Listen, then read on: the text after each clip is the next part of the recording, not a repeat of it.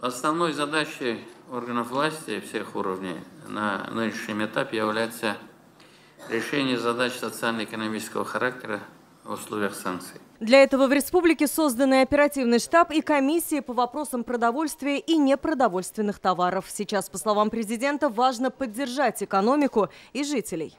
Руководство страны, а также на уровне республики принимаются меры, направленные на поддержку отраслей экономики, субъектов малого и среднего бизнеса.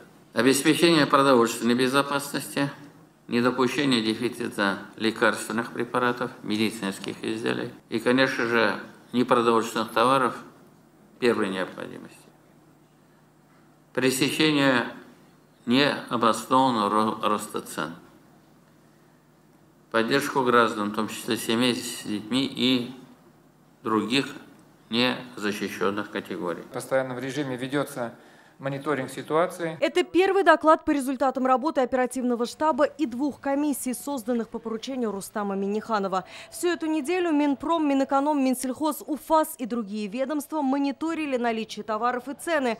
Обеспечение продуктами и товарами первой необходимости сейчас задача номер 1. Торговые объекты работают штатно и обеспечиваются в регулярном режиме, отмечает министр экономики. По социально значимым товарам сформированы достаточные запасы. Их хватит как минимум на 2 месяца. Хочу обратить внимание коллег из районов, а также отраслевых министерств на необходимость оперативного реагирования на рост цен и наличие товарных запасов. В случае необходимости обращаться в соответствующие органы. При осуществлении торговой деятельности необходимо неукоснительно соблюдать требования антимонопольного законодательства участниками всей товаропроводящей цепочки от производителя до сбыта не допускать необоснованного повышения цен. Наплыв покупателей, которые в эти дни запасались мукой, сахаром и консервами, требует регулярных поставок товаров на прилавки, отметил министр.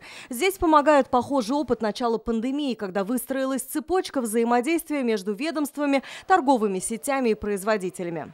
Мониторится и рынок труда, где важно сохранить занятость. На 11 марта в республике 10 тысяч безработных. Часть иностранных организаций уже сегодня заявляет о временной приостановке сохранением рабочих мест и заработной платы.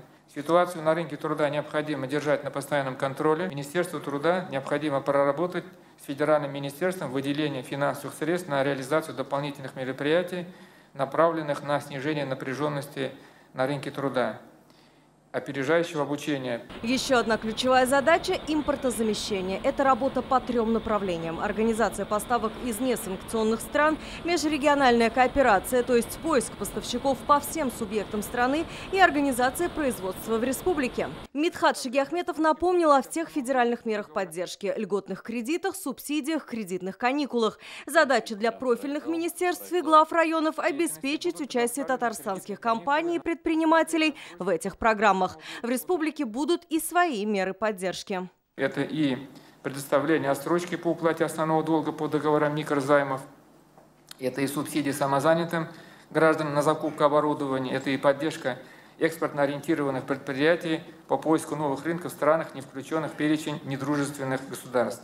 Дальнейшее развитие инфраструктуры промышленных парков с низкой заполняемостью, инженерной и дорожной инфраструктуры. О мерах по поддержке устойчивого развития экономики республики, начиная с этого дня, будут докладывать президенту еженедельно. Алия Хайрудинова, Лина Зинатульна, Марат Хусаинов, ТНВ, Казань.